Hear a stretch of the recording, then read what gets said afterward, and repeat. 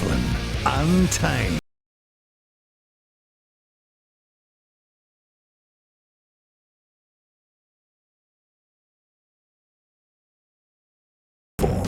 Welcome to the podcast, people. iOS, it's only sport. Martin Devlin, Lachlan War. We are the only true independent daily sports show in New Zealand, and we broadcast on the platform 1 till 4 every afternoon. What a show lined up today. And I don't know whether we can squeeze all of this in on the podcast, but what do we cover? We covered motorsport, Penske suspending the president, and a couple of other very important minions in the wake of the press to pass cheating scandal. Let me emphasise the cheating scandal. Borussia Dortmund defying the petrodollar giants of world football and making the Champions League final. How goddamn good.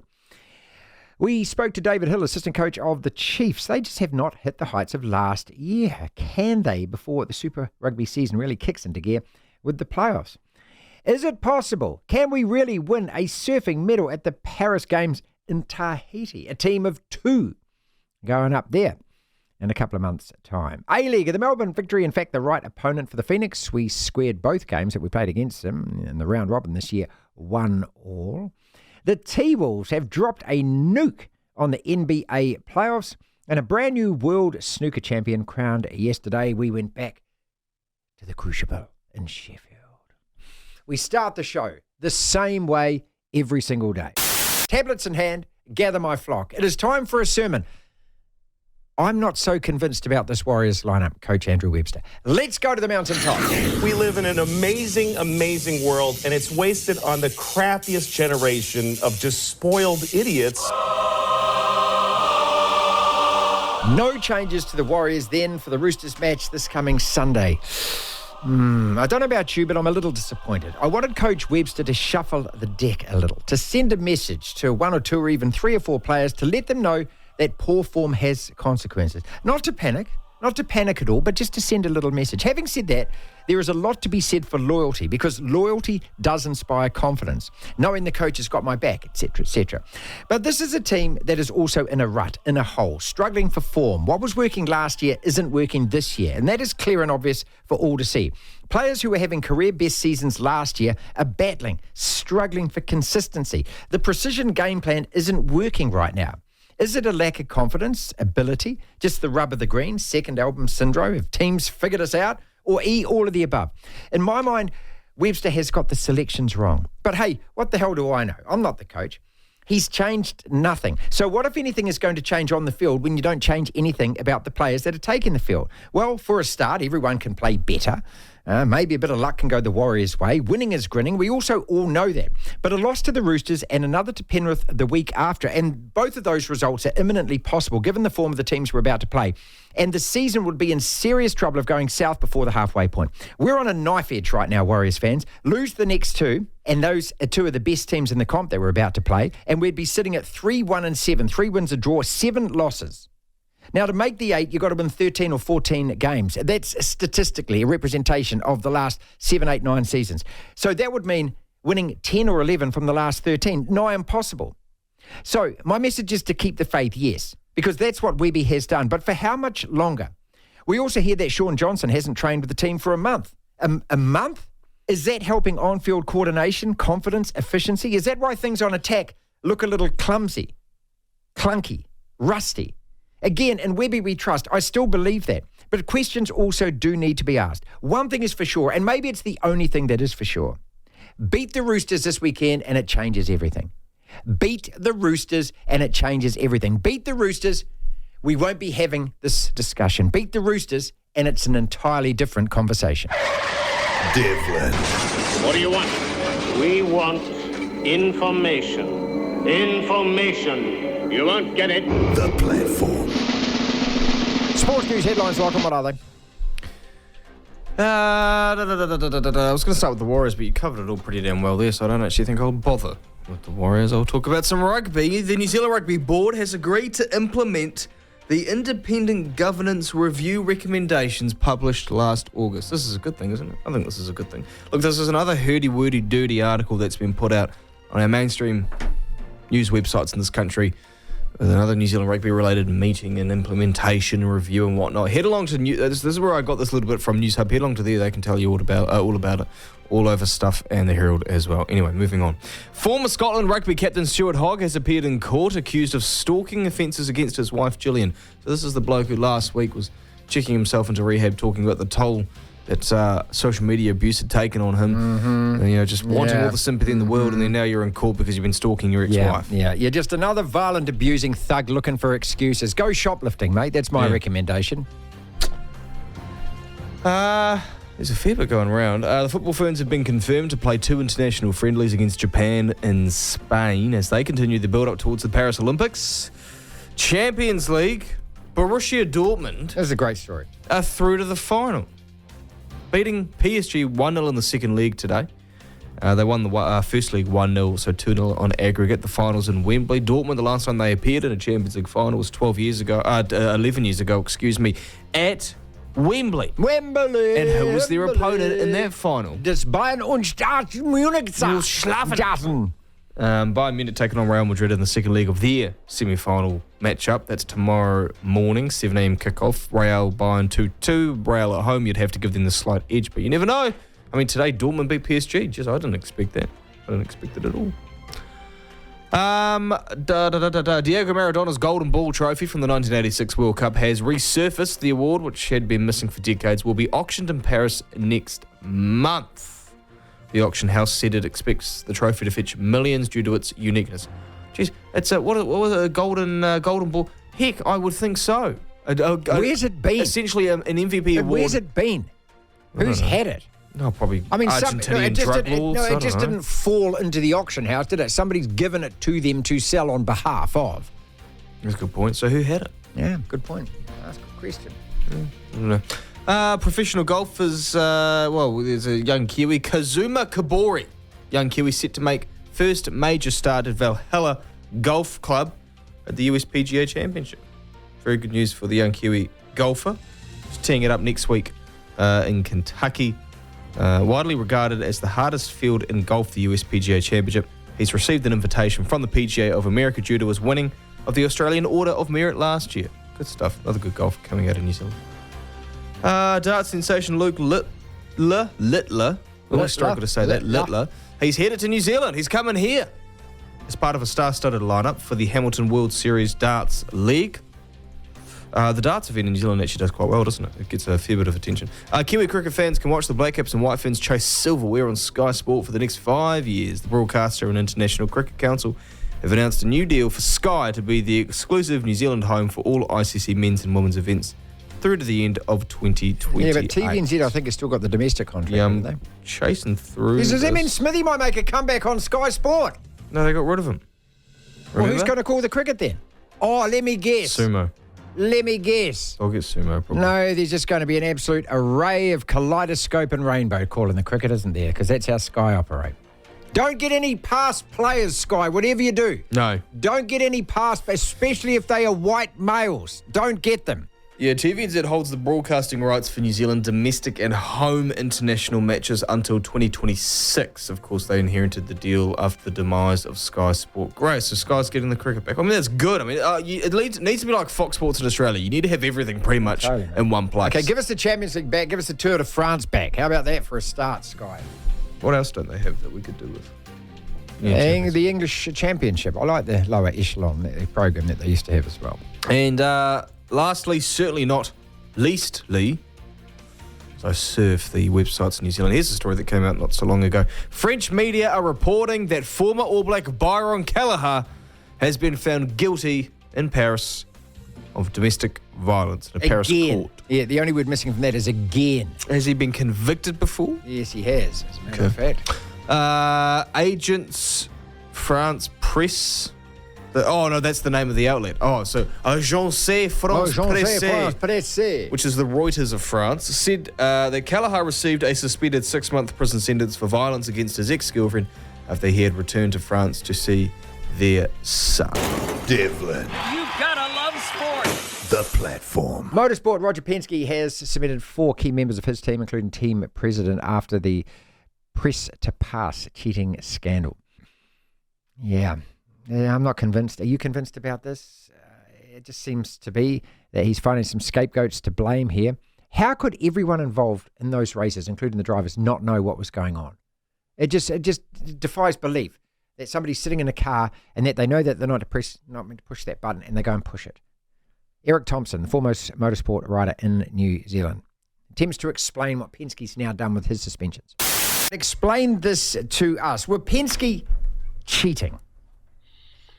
Yeah. Well, they've been caught with their hand in the cookie jar. I think, on your show, last time we spoke about this push-to-pass dramas that was found by accident in the IndyCars that affected when Joseph Newgarden and Scott McLaughlin were basically completely wiped off the results at St. Pete's, because you're not allowed to use a push-to-pass. Just for your listeners to recap, you're not allowed to use the push-to-pass on restarts and stuff like that. And three of the Penske's cars, weirdly and strangely, Marty, still had their push-to-pass active when it shouldn't have been.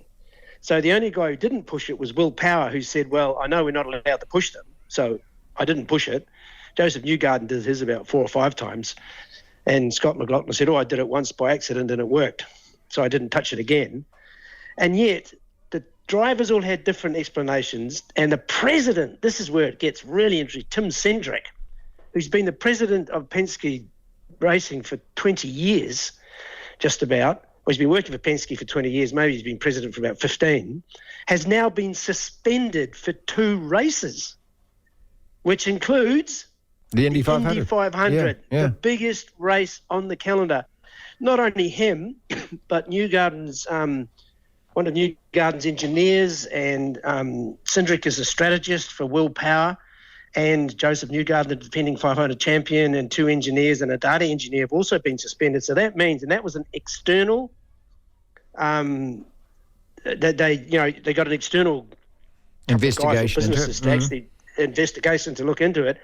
And this is the penalty that's been handed down. Now, the captain, Roger Penske, has always been, well, there's a thing they allegedly, I'll say this, is the thing called the Penske way. And a lot of people think it's, like really uptight and strong. But like in all motorsport, they sail close to the wind. And the Penske way has been to sail pretty close to the wind. But for him to be caught out, that captain, he will be spitting, Marty, 9-inch nails over this, because he also owns the category.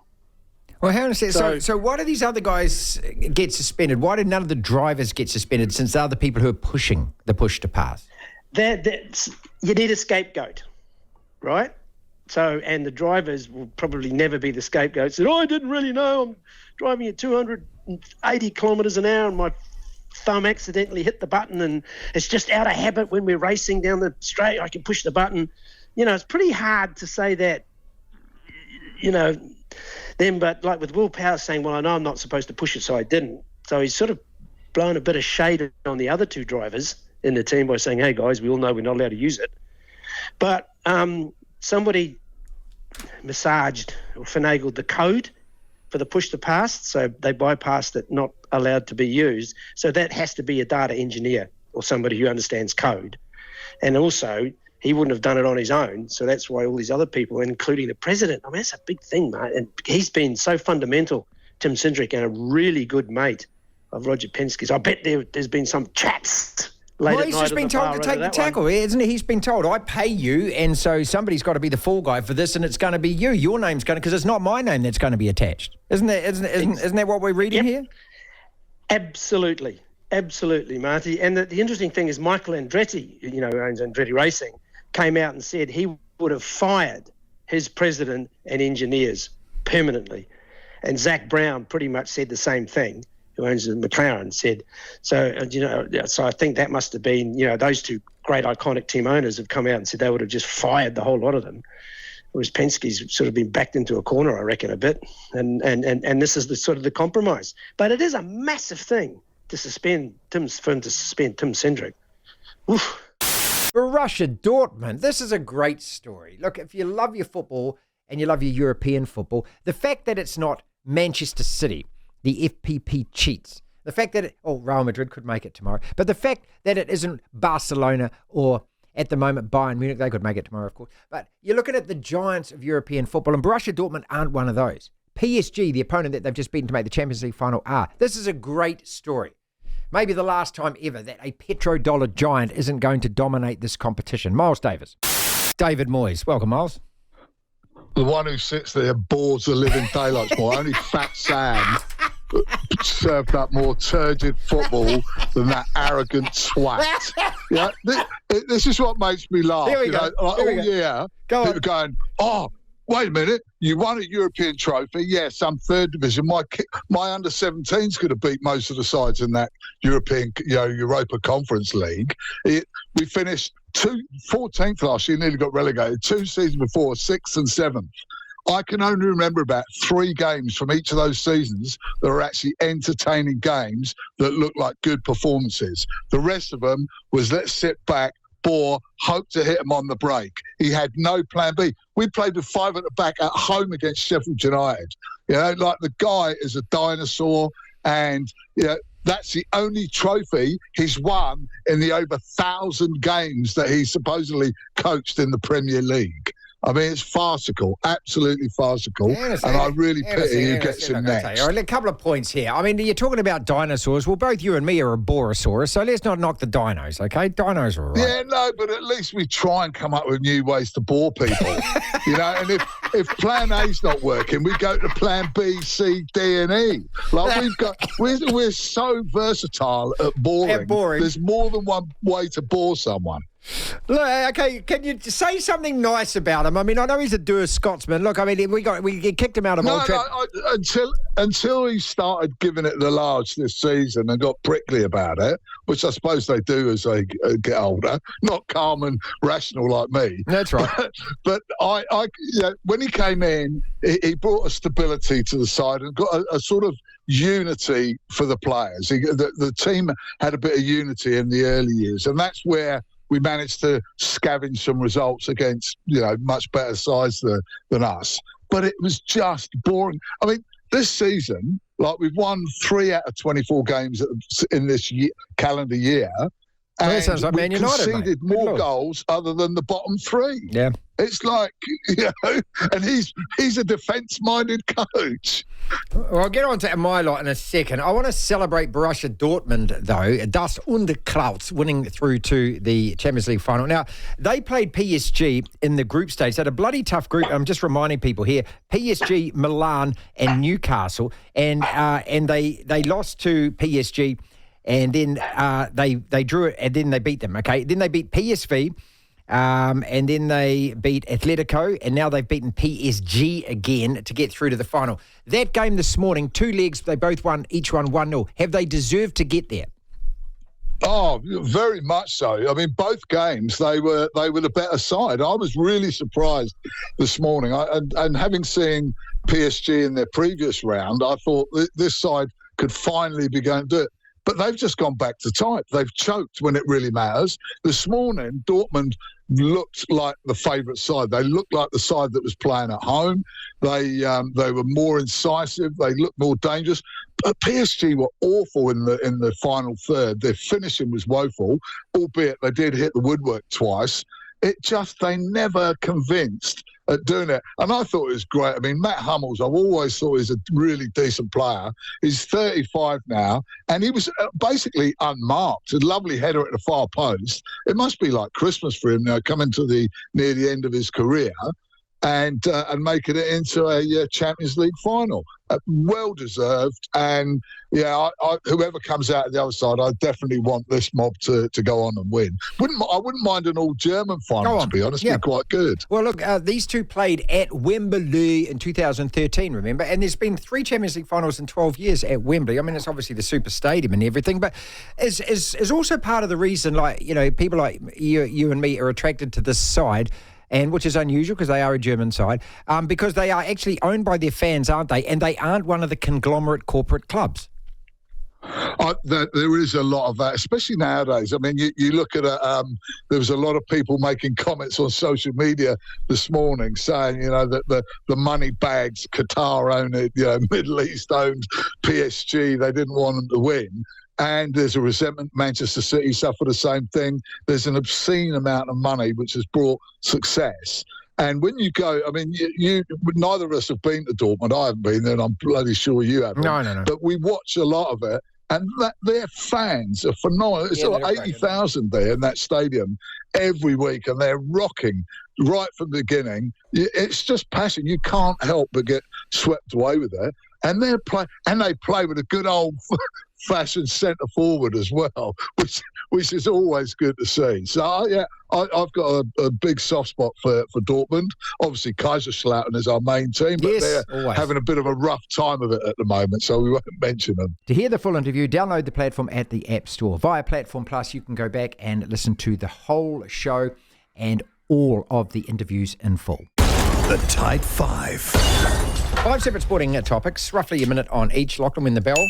Well, we move quickly on to the next topic. Dortmund winning the Champions League, and would you like it if they did? SJ, my man, Sean Johnson, hasn't trained with the Warriors in a month, we're being told. A month? An attritional Achilles injury. Yeah. How disruptive is that? Has that been? And can we use that as an excuse for the fact that the attack's just not working at the moment? Jamal Murray threw a heat pad on court yesterday. Did you see this on ESPN? Reacting to a decision that went against his Denver Nuggets. Should he be suspended for that? Or what is more important? Is the more important topic talk about how damn good the T-Wolves were yesterday and how much they thrashed the defending champs? Lead story, New Zealand Herald Sport today, people. We've just been absolutely guffawing about this all day. I'm not joking. This is the headline. Check the date. It's not April the 1st. How Joe Biden cost us a second NRL side. Let me repeat that. There is no longbow bigger. I mean, not even Robin Hood versus the Sheriff of Nottingham got close to this, is there? Well, that is the most garbage headline ever, I think, on any New Zealand sports site ever. And News Hub, that's saying something. The Tom Brady roast, do you want to talk about that? Do you want to talk about Penske and the fact that they must all have known? How could they not have known? But kick it off with Borussia Dortmund. Great story, this. I don't even like Borussia Dortmund, and they've got my boy Jadon Sancho back playing for them, who, of course, argued with Ten Hag, the Man United manager, because Ten Hag criticised his efforts at training. And then he got on Instagram, and I can't play for the coach anymore. So I got a tattoo about it, and then I went back to Dortmund. Well, he's playing lights out for Dortmund, isn't he? Dortmund qualified, as I said to Miles about half an hour ago. Like, listen to this. In their group was Paris Saint-Germain, AC Milan, and Newcastle. Bloody tough group to get out of. They drew with PSG, and then they lost to them. And then they beat the other teams. Then they beat PSV Eindhoven in the first knockout stage. Then they beat Atletico, and they lost to Atletico in the first leg, beat them 4-2 in the next. Now they've just knocked out Kylian Mbappe's PSG 1-0 and 1-0. This is going to be their third Champions League final. They won it in 97. They lost it in 2013 to Bayern Munich, who they could play again in the final, again at Wembley. Is this your team to win it? Are they your favourites from here, and why? Well, favourites as in I want them to win, or favourites as in... Oh, absolutely. Absolutely. Every neutral wants them to win. Oh, why? of course. Because they're not Man City, they're not PSG, they're not the petrodollar team, are they? Well, they're not a massive, humongous, rich club. Look, I actually think there's kind of some similarities. Oh, here we go. With Liverpool. Here we go. Because well, you got their coach. They're not. We got their coach, of course. They're not like Liverpool. They're not actually a massive club with a lot of money to spend. I mean, Liverpool. I wouldn't say a dwarfed. No, Liverpool are a massive club, but they don't have those. We don't have the financial resources there. City, United, Chelsea, even Arsenal. That's fair. That's fair. Thank you. So Dortmund a bit the same. Their fans. I mean, look, I'm biased because it's my club. I think Liverpool's atmosphere. You see videos of Arsene Wenger and Jose Mourinho in particular. Sir Alex Ferguson's talked about this in a video of the atmosphere at Anfield's just on another level compared to many other grounds. Especially European nights. The yellow wall has been copied by Spurs with the white wall. That yellow wall at Dortmund, it is a reason to go and watch football in Germany. Their fans are incredible. The atmospheres they create, as Miles said earlier, I'm just repeating what he said, it's packed out, whatnot. They feel like a proper football club with proper football fans. That's what they feel. That's exactly it. So, of course, and there's a bit of an underdog tag, and they're one of these teams that for a long time now, because they were down... Oh, well, I can't really... I'm just looking at their historical seasons. Before Jurgen Klopp turned up, they hadn't really won it. They won it in 2002, but sort of were in some tricky spots for a little while. And then he got them back up to some sort of prominence, particularly in Europe. And they've been there or thereabouts since. But this year in the Bundesliga, they've been pretty ordinary. They're finishing... Where are they at the moment of the table? Looking here, they're fifth. but they're going to get into the Champions League Because next Germany year. get 5 teams. Yeah. Yes, and they've got a 15-point lead on the 6th place Eintracht Frankfurt.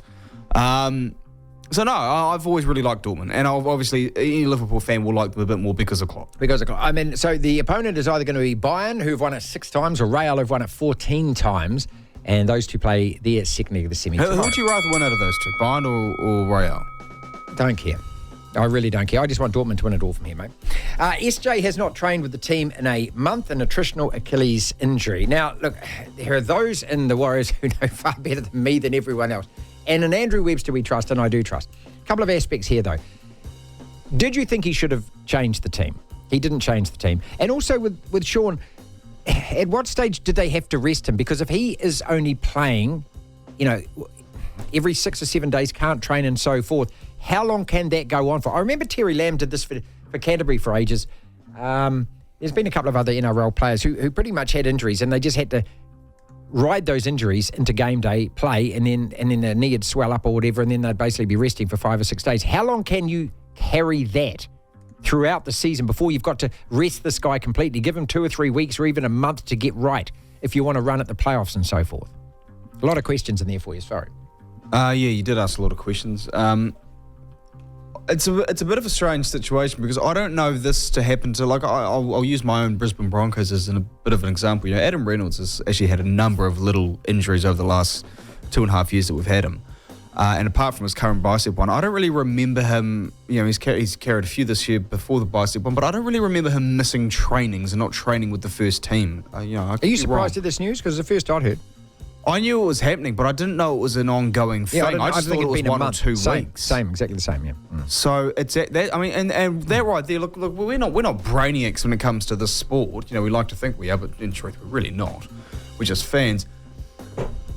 How on earth is that good for your on-field performance? I can't see how it's good. Look, they're clunky in attack. They look disjointed, and I mean, I'm adding 2 and 2 and getting 4 here, and I don't know whether that's fair. Do you think he should have changed the team? He didn't change the team. And I actually don't. I don't agree with you on this. I don't think he should have. And I just think because I don't think it's quite panic stations yet for the Warriors. Now, the sad thing is... This wouldn't have been panic changes. This just would have been kick up the butt changes. Yeah, it's 3 losses in a row, which isn't great. And they are 3-1-5, is it? Yeah. I mean, that's not a great record, but you're not down and out. I mean, it's not like the Gold Coast Titans, which seriously... We're a coach try away from being 500, right? Okay. Well, yeah, exactly. But the thing with the Warriors is clearly Andrew Webster has what he thinks is his best 13 or his best 17, and he's rolled that out all of this year where they haven't had injuries, and they have, in their defence, had a fair few. Every club has had a fair few, though. Every club has. This is the league. It's part of the comp. But I don't think you dive, particularly when you've got your 2 toughest games or 2 of your 3 toughest games of the season in the next 2 weeks. I think you show a little bit more faith in a formula that's worked in the last 14, 15 months. Mostly worked, yeah. Mostly worked. I would stick with that, but the thing is, it's almost like a point of no return. I think the Warriors are going to lose these 2 games, and I think if you get to 5 losses in a row, then you've got to make some changes, which I think is going to happen. So saying this now is just kind of prolonging the inevitable. The T-Wolves and Jamal Murray, we'll just park him for a second, but the Timberwolves yesterday, this has been the biggest story in American sport. Lachlan, they didn't just win twice in Denver. They humiliated the defending champs on their home court yesterday. The game was over at the start of the second quarter when they went on an 11-0 run. And, I watched most of it here. I recorded it, I went home and I watched the fourth quarter, and I wanted to watch the fourth quarter to see how much garbage time it was. The whole fourth quarter was GB, the whole of it. Basically, they're running the bench, mate, and they had a 25-point lead. It was just stop and try and drop a 3. The game was over at half-time. Can you believe that? That's the defending champs on their home court getting dicked like that. What does it tell you about this T-Wolf side? Oh, we covered it a bit yesterday. It tells me that they've sort of timed their run really well in the playoffs, and they've hit another level. They've just hit a level that no one, I don't think... I don't want to hear... I mean, there'll be Timberwolves fans that say that we thought that we knew we could get to this level, which is probably believable to an extent, but I don't think anyone really thought they'd go to Denver and smack up the defending champs. Without Gobert in the second game. They've got I've said it many times, they've got a really well-balanced team. They can throw all these different sort of weapons, if you will. You got size, you got length, you got big guys who can stretch the floor, you got really athletic wings who can shoot threes and defend. That's like, you talk about superstars and whatnot in the NBA. The most prized commodity in the NBA is essentially how you fill out your roster either side of your stars and the most valuable role players, which are athletic wings who are long, who can defend and can shoot threes. That's essentially what you want, which is like what Kentavious Caldwell Pope is for Denver, or what Jaden McDaniels, is that his name? I get mixed up between the Timberwolves guy and the Commanders quarterback. I think it's Jaden McDaniels is his name, I think. So these guys are incredibly valuable. The thing, I see this here, I'll say it again, I do think, the NBA you've had 5 different champions the last 5 years. The NBA is incredibly wide open. It's a lot like how the league was More this year, though, than any other year? Probably as much this year as it was last year, as it was, maybe the year before, even when Golden State won it. Like there's been 6, 7, 8, maybe even 9 teams over the last 5 years since the Golden State, Kevin Durant version of Golden State, since that broke apart. You've had all these big duos in the league and whatnot. It's really wide open. So I'm not totally shocked that Denver are being beaten, because I don't think Denver are as good as people tend to make them out to be. Should Jamal Murray be suspended for throwing? Absolutely. You can't throw something on. You can't throw something. What are you doing? Because he's an NBA champ, he won't get suspended. He's been fined $100,000. He's been fined 0.3% of his salary. 0.3% of his salary is what he's been fined. Lead story, New Zealand Herald Sport. Joe Biden cost us. For God's sake. This is as absolutely nonsensical, insane and ridiculous as their normal headlines, which are colonial white man rapist responsible for ... I'm not even going to go into it anymore. What a rubbish story. Rubbish story. I'll say one thing quickly about the Herald. Obviously, I used to write for them, used to work for them a bit. And there's some people there that I like that I still get on with. Some great people that I catch up with from time to time. Really good people. And I like some of the columns that are written and whatnot. There's the Media Insider piece that's released on Fridays, and there's now a Sports Insider one. The Media Insider one I actually don't mind, because it's rumours of the industry and things that are happening, rumbling away, and things I'd never heard about and not many people probably would have heard about until that point. I got to say, if this Sports Insider thing's meant to be the same, I've read the last few of them. There's nothing in terms of reporting. There's nothing exclusive about it. It's actually one bloke's opinion on a couple of things. It's a whole lot of dicks sitting around a newsroom pulling themselves in each other and then coming up with a column. This is how it works. I've been in this newsroom. I know, but the Sports Insider one I think is actually pretty damn poor. It's one guy who's applying his opinion to some things. And there's a guy that, as far as I had never heard of him until he did it. I'm not going to say his name. But I'm just saying the Media Insider one at least has some rumours and reports around it, things that are said that I didn't know before about the industry, rumblings, as I say, maybe news that's going to break soon. The Sports Insider one's done. The only thing the Sports Insider one's brought up that I was like, oh, that's interesting, was the South Island NRL bid. Other than that, it's all just opinion and that was a week after the actual story broke. All right, here we go. Penske, are they all guilty? Oh, by default, yes, because the whole team is involved. There's multiple people within the team involved, and if it's like any organisation, any team, whatever, everyone, particularly the boss, needs to take responsibility in some capacity. I look at Roger Penske like I look at Jerry Jones, like I look at the guy Kraft who owns the Patriots, right? These guys have their fingers in every single piece of everyone else's pie in that organisation. There is no way that they don't know what the hell is going on. Every switch that is flicked is not flicked without them giving it the nod first. So you can fire, suspend, punish everyone in the organisation, Roger Penske. The main guy should have been yourself. No, you should take responsibility for it. No, if you're the boss, what you do in that situation is rather than suspend everyone else, you put your hand up and you go, I take responsibility for this. I'm not blaming my minions. I'm not blaming the guys. It's me. Yeah, come after me is what he should have done. So the story is that they were using this, what's it called again? It's press to pass thing in testing. Forgot to turn it off and then pressed it again during the races. So you purposely pressed it during the races and you broke the rules. Okay, that's wrong. Roger Penske owns IndyCar, right? And he also owns this team. Yep. How corrupt does it look if you are involved in this, that you own a team but you also own the whole series? Like, you can't do that. No, it is wrong. It's so horrendously, terribly wrong. And the controversy and the drama attached to it, if it gets found out that you are at the centre of this, is so appalling that Roger Penske, someone who, you could say, he's been an incredibly successful businessman in the motorsporting world, has had so much success in a variety of series, supercars, NASCAR, IndyCar, whatnot. I'd be very surprised if he was involved in this and knew about it, knowing how many fingers of his are in pies. The Chiefs. Why haven't the Chiefs been like last year's Chiefs? And I suppose a lot of us asking the same question about the Warriors, aren't we? But the Chiefs, 13-1 last year in the round robin in Super Rugby. However, they started to just stutter and splutter a little in the playoffs, didn't they? They weren't convincing against the Reds or the Brumbies, and in the end, mowed down by the Crusaders. They have got MP this weekend. Last couple of games, though, against the Hurricanes and the Blues, couple of monster games before the playoffs. Are they going to re-find last year's form? David Hill. I don't want to say that the Chiefs are flying under the radar, but do you know what I mean if I say that? The attention's on those top two, especially from New Zealand, Hurricanes, Blues.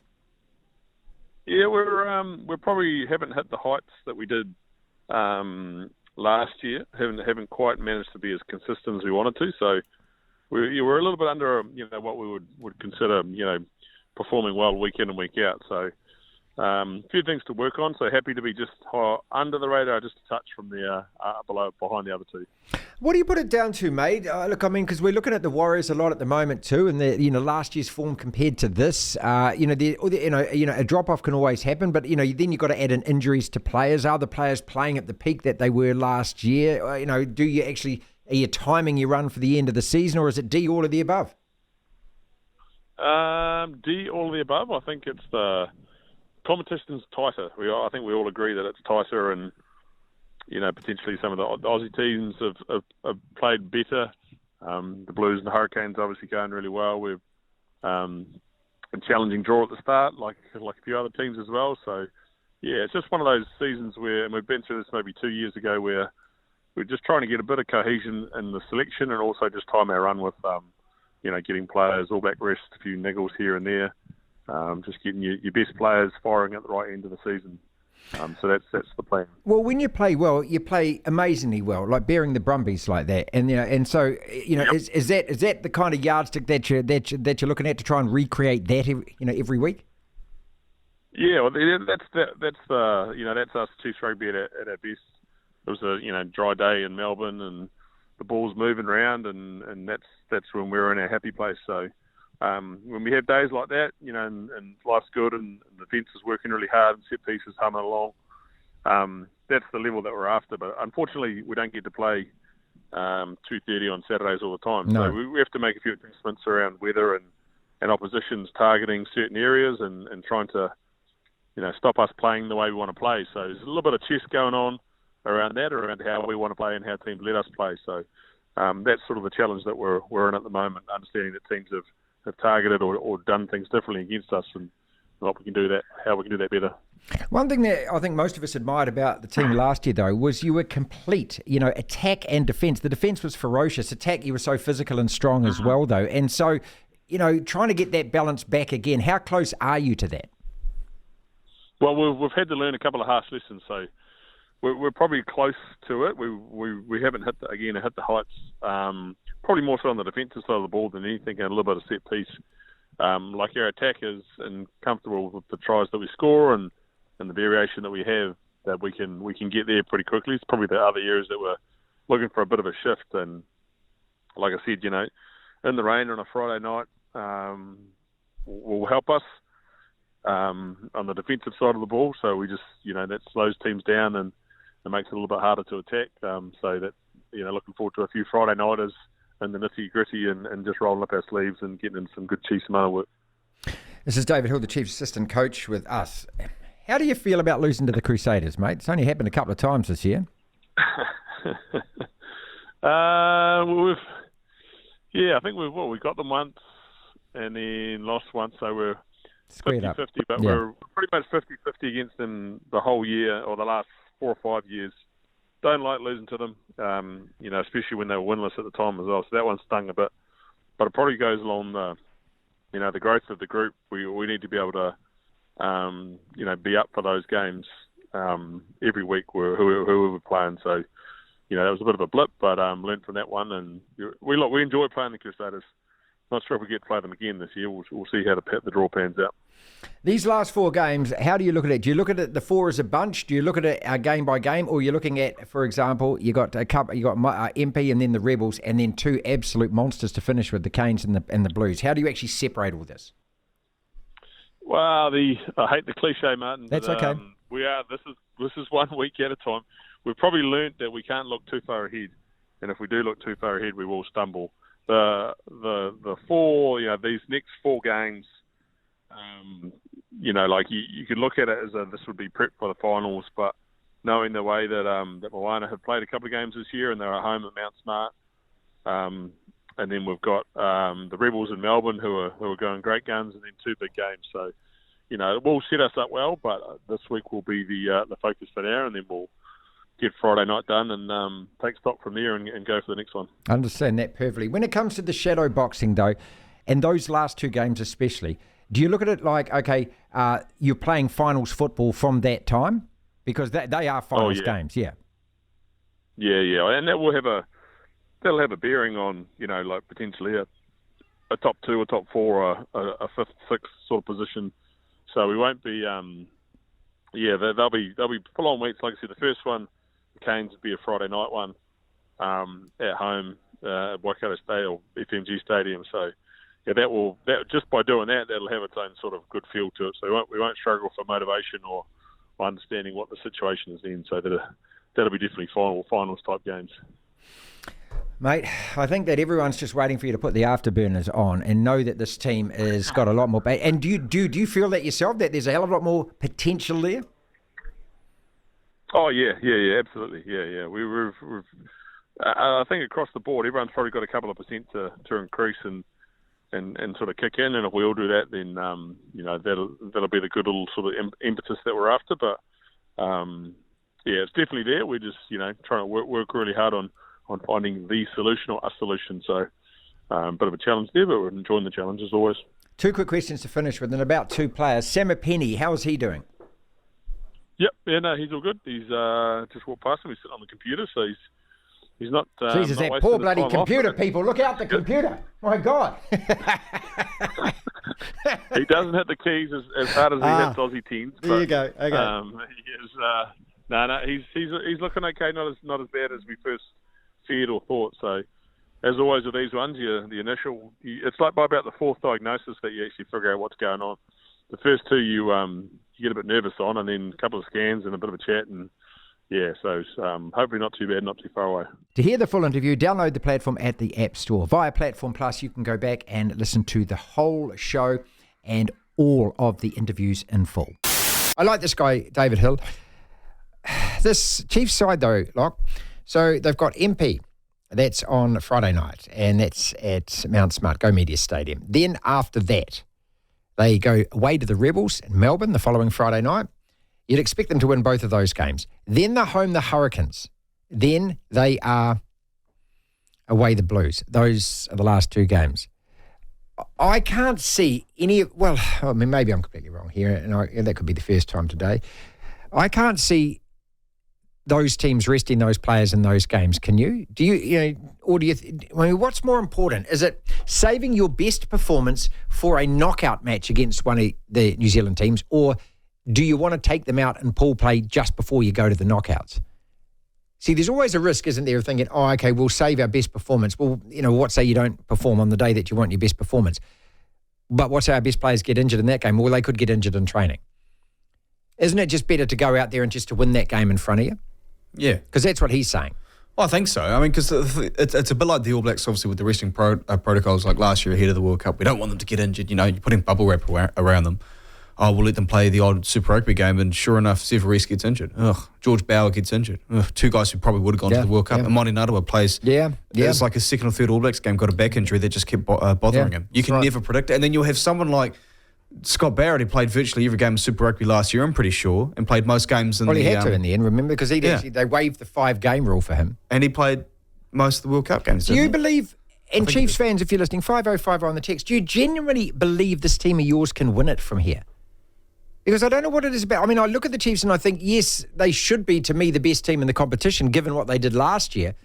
But that game against the Crusaders and that loss to the Hurricanes have just put a big asterisk beside them for me.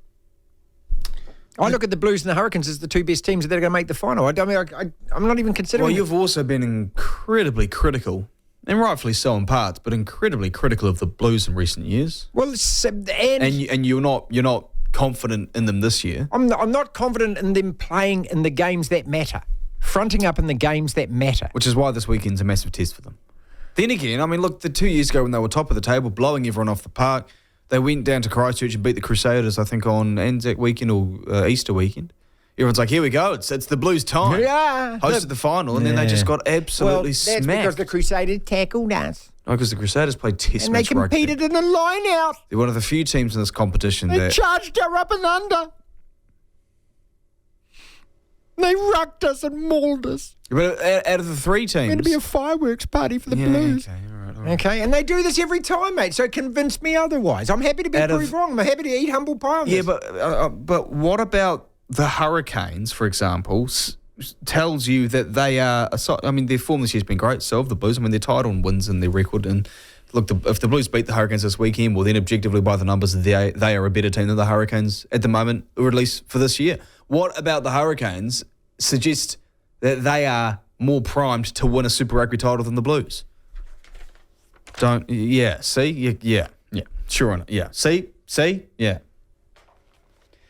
you make a big, bold claim and you can't back it up because you've got prejudice against the Auckland Blues. That's the problem, which is odd because you lived in Auckland for most of your damn life. Let's go to the break. You don't like it when you lose, do you? And I win. Billy Stairmand, remember the name. He surfed for us in Tokyo. He's one of two named to go back to Tahiti and try and win us a surfing medal. Do you get better at this every day? What is the perfect wave? What are the conditions in Tahiti compared to anything that he's surfing in New Zealand? How important is the board, the equipment and everything else? And does he genuinely believe that he can beat the best in the world and stand on that podium with the silver fern on his chest and celebrate on the dais? Billy Stairmand. Are you a better surfer than when you went to the Olympics last time? I like to think so. I'm always learning. I like to think I'm always learning. Never losing, always learning, and I'm trying to better myself every single day, not only in the surf but as a person. So I guess I've learnt a lot over the years, and obviously going to Tokyo, I competed against the best, and I felt like I left everything out there. So hopefully going into Paris, I'll be able to go a few more and give it to the best again. How much of it in an event like that is just everything's got to be right at the time? That particular day, you might get your perfect wave, all of those kind of things. Yeah, there's a lot that goes into surfing. You've got to have the right surf conditions. You've got to have the right swell. The winds are always changing. The tides are always different. So there's a lot of elements that are out of your control in surfing. Not often you get a perfect heat or a perfect wave. But sometimes you feel the energy and you can feel the mana and it kind of just happens and it all becomes easy. You're in the zone, as they say, and the ocean can definitely throw you curveballs at some stage. But once you're on a roll, you kind of just roll with it and enjoy the whole process and I guess hope for the best. I'm going to ask you some dumb questions about surfing here. So when you go out there in a competition like this, do you have in your mind before you go, these are the moves I want to pull, these are the tricks I want to pull, or how much of it is actually dependent on everything you've just said, weather, tide, wind, everything? A lot does depend on the surf conditions, but you normally have before an event a heat strategy, how you like to surf a heat personally, and what makes you feel comfortable. So, you go out there and it feels familiar, and you kind of perform at your best. But like I said, the elements are always changing, and not one wave is exactly the same. So you always got to be prepared for everything, and be comfortable on your equipment, and just prepare as best as you can. Billy Stairmand is with us. He is off with a Suffy vet to go to Tahiti for the Paris Olympics. I know, let's just work that out. But I mean, because I was in Paris last year at the World Cup, mate. There ain't no beaches in Paris. Anyway, so, just in terms of just the psychology of it, do you need to have a familiar board? What, say, for example, in the morning, all of a sudden, God, my wetsuit's not there, my favourite wetsuit, the board's not there. I mean, how difficult would it be if under those circumstances, or are you able to just pick up anyone's board and go surfing? No, there's definitely specific boards and equipment that I ride. I'm pretty small in stature, so I actually ride pretty small boards compared to a lot of the other surfers. And it's there's a lot of time in the ocean figuring out what's good for you and what you feel comfortable in. And Tahiti's one of those waves that you really got to spend time in and learn the wave and feel the energies over there and try different equipment, because it's a really powerful, scary wave. So you've got to have almost everything aligned and put yourself in the best possible situation to make you feel comfortable. So, there's a lot of elements that goes into, a wave like Chopu and Tahiti. And, I feel like I'm on the right path, and I'm training and doing all these things to prepare me as best as possible. Is there a break or a wave here in New Zealand that is comparable? No, I don't think there's any wave that is comparable to a wave like Chopu. You know, it comes out of this deep water trough, and it's got a lot of energy and power behind it, and then it just kind of folds and slabs on this really shallow coral reef, and the playing field's really small. You know, you got the small channel, and then you got the lagoons, and it's a very intense wave. But obviously coming from Raglan, you know, like Chopu's a left and Raglan's a left, and actually when the surf picks up a little bit in Raglan, you can find those barrels and practice your tube riding and I guess practicing as much as you can while at home for that wave. Do you go surfing every day? Yes, I do. I try to. Obviously, I've got a pretty strict training program at the moment.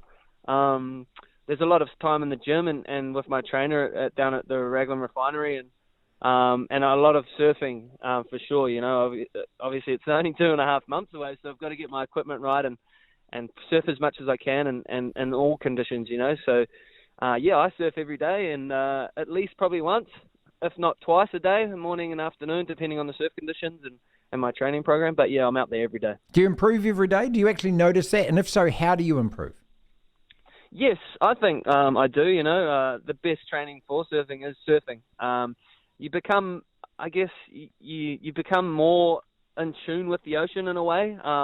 You read waves in a different aspect, and you kind of figure out a few things if you're surfing every day, and I think you're improving every day you're in the water. And sometimes I'll go for a surf and I'll work on a turn specifically or a certain air or, you know, a wave like Chopu. You know, you're kind of just getting barreled the whole time. So I'll go out and chase some barrels and practice my barrel riding and getting deeper and small little intricate details. But, you know, in the long run, it'll pay off. So, yeah, I think I'm learning every day.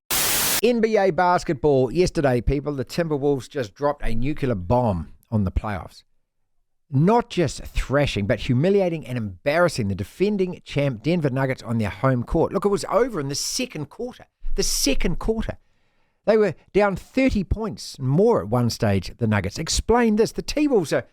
Look, they've always had that kind of potential, you think, with these players, but Anthony Edwards, Karl Anthony Towns, they didn't even have Gobert yesterday, the best defender in the league for 3 years, and they thrashed them. How? How on earth has this been? Marc Berman, who has formerly written for the New York Knicks, he's now in Miami. We'll talk about the Knicks versus the Pacers, but also this Timberwolves side. Here's Mark. Madison Square Garden just absolutely jumping. We watched it yesterday. What an arena, what an atmosphere that would have been at as they beat the Pacers. Narrow, tight game, go up 1-0. How good is this Knicks side right now? It really is a team full of intangibles. They get these extra chance points, second chance points. You know, they seem to have a magnet to the ball. And I feel that's one of the keys that some people overlook. But Jalen Brunson is just a monster right now. I mean, he looks like a better version of Kobe Bryant. Kobe scored a lot, but his shooting percentage oftentimes in his 40-point games wasn't fantastic. But the efficiency level of Brunson, able to score in so many different ways, so clutch. Anytime they needed a basket in that fourth quarter, he delivered. Sometimes off a second chance, you know, which is something that Jalen should be very happy that he has Josh Hart as a teammate, who's one of those guys who creates those offensive rebounds. But Jalen is just 4 straight 40-point games in the playoffs. I can't believe people have actually put Carmelo Anthony and Jalen in the same sentence in terms of a Knicks playoff performances, because Jalen was fantastic last season in the playoffs, and he's been fantastic this season in the playoffs. Carmelo Anthony in the 7 years, half of the time the Knicks didn't make the playoffs, and when they did make the playoffs, he did not come up clutch, and especially against the Pacers in 2013 when Hibbert blocked his shot in the big Game 6, and the Knicks collapsed. And then we're in a tailspin for 7 years. So Jalen Brunson, just amazing. And this chemistry and this fight that the Knicks show, it's just joy to watch if you're a Knicks fan. Mark, can they go all the way? Can they first get to the Eastern Conference Finals? Can they get past Boston, who we all assume are going to beat the Cavaliers? Can they get to the NBA Championship Final? Well, yeah, we have to slow it down. They could have lost last night very easily. There were a couple of bad calls that went against the Pacers. That pick, that so-called moving pick, where Dante faked a fall to the floor. It looks like flopping is back into the NBA like never before. The referees, I feel this 2-minute report that they issue has hurt the referees' common sense. So I feel before the 2-minute report, they ignore the call. Here they have to call every little thing because they don't want to wind up on the 2-minute report. Moving screen by Miles Turner, So anyway, it was that close. That call goes the Pacers' way. They could have squeaked it out. So let's pull on the brakes right now. The Pacers are a better team than the Sixers because Embiid was on one leg. They have a lot of depth, and the Knicks don't right now. The Knicks are going essentially within a 7-man rotation. These guys that are coming off the bench, Nebhart and Naismith and Obi Toppin had some flashy dunks and some good play. So it's going to be a battle. And that's why I feel the Celtics are going to roll. I think they're going to roll past the Cavaliers in a very easy series. And the Knicks, if they squeak it out, it could be 6-7 games. And I think the exhaustion factor may take shape in the conference finals. Brunson is playing incredible amount of minutes. And, of course, Josh Hart, who's been their glue guy, playing all 48 minutes 3 times already in the playoffs. He's in great shape, but, he's not Superman. So I feel it's going to catch up to them in the Boston series. All right, before we get on to a little bit of history, which happened on this particular day in 1970, and I know that you'll know this story, let's just look at the West quickly, Mark. Marc Berman is with us, and we're talking about the NBA. And yesterday, watching Game 2 of the Timberwolves and the defending champ Denver Nuggets, and that Timberwolves side blew them away by the start of the second quarter, that 11-0 run. All of a sudden, they're up 17. They get up to 25. They get up to 32, I think, at one stage. The game was over at halftime. What an absolute spanking. How surprised are you? I think the whole nation is surprised, including New Zealand, that the Wolves on the road up 2-0 against the defending champions. It just shows how underrated Anthony Edwards has been. I remember writing a lot about that draft, and it looked like Edwards was going to be the number 1 pick. And I remember scouts just not being super excited about him. I remember it's like, yeah, he'll be the number 1 pick, but, he could easily be a bust. And, he's one of the worst number 1 picks of all time. This guy is just going nuts, and he's got a great attitude. The trash talking of Kevin Durant was epic. He's just flying high. They have a very good coaching staff. Gobert, it turns out they gave up all those draft picks, but he's played well. He's fit in well. They have a lot of depth. They have a lot of scrap. And the Nuggets, the thing with Jokic is, even after they won the championship, he didn't seem he didn't seem that excited. He was excited, but when you win your first championship, you should be elated. I don't know if the hunger factor is there right now. I know the Wolves are hungry, and they ate up the Nuggets alive in the first 2 games, and I don't know if Denver could recover after falling behind 0-2 after blowing 2 home games. That's our podcast for today. Thank you so much for listening. If you want to listen to the entire show, 1 till 4, Monday to Friday, download the Platform app, and via Platform Plus, you can go back and listen to whatever shows over however many weeks at your leisure, at your listening pleasure. Platform Plus. First thing to do, though, is download the Platform app. Devlin. Unbelievable. Incredible. The Platform.